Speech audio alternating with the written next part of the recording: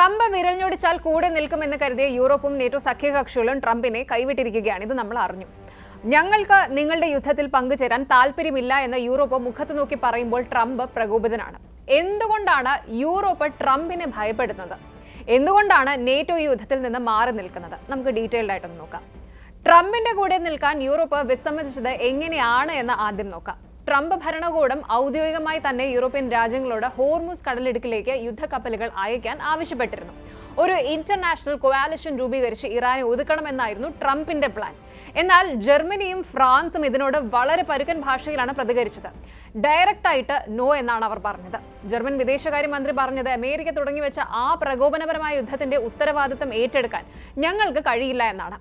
നയതന്ത്രപരമായി ട്രംപിന്റെ അഭ്യർത്ഥന അവർ ചവറ്റുകുട്ടയിൽ എറിഞ്ഞുവെന്ന് പറയുന്നതാകും ശരി. വെറും ഒരു നിസ്സഹരണം മാത്രമല്ല ഇവിടെ. അമേരിക്കയുടെ ഏകപക്ഷീയമായ സൈനിക നീക്കത്തെ അവർ പരസ്യമായി വിമർശിക്കുകയും ചെയ്തിട്ടുണ്ട്.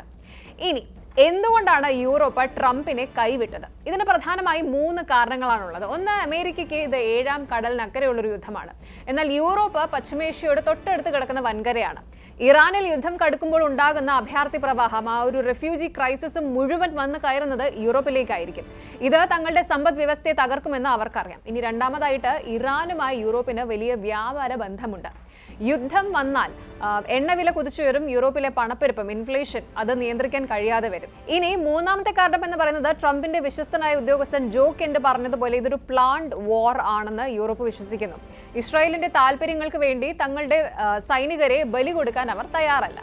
ഇവിടെയാണ് പലർക്കും തെറ്റുപറ്റുന്ന ഒരു പോയിന്റ് വരുന്നത്. അമേരിക്കയെ ആരെങ്കിലും ആക്രമിച്ചാൽ സഹായിക്കാൻ നേറ്റോ ബാധ്യസ്ഥരല്ലേ?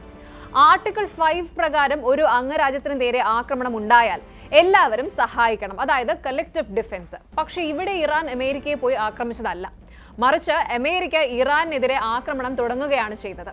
അതുകൊണ്ട് തന്നെ ഇതൊരു ഡിഫൻസീവ് വാർ അല്ല, മറിച്ച് ഒഫൻസീവ് വാർ ആണ്.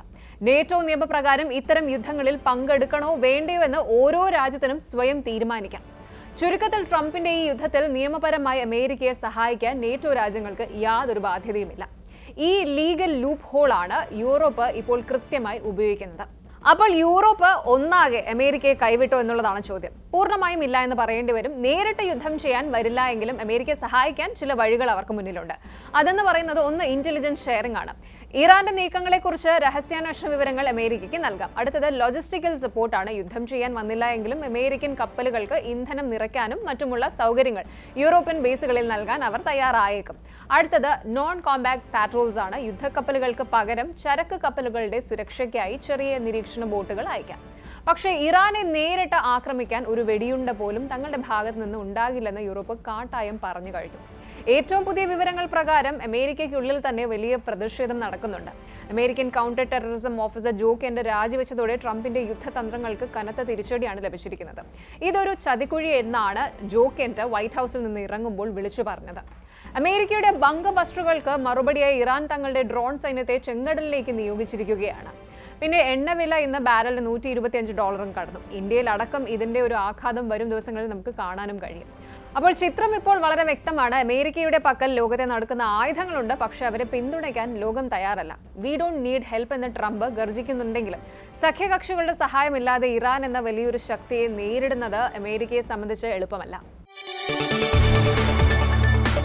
കൂടുതൽ വാർത്തകൾക്ക് News 18 Keralam YouTube channel subscribe ചെയ്യുക.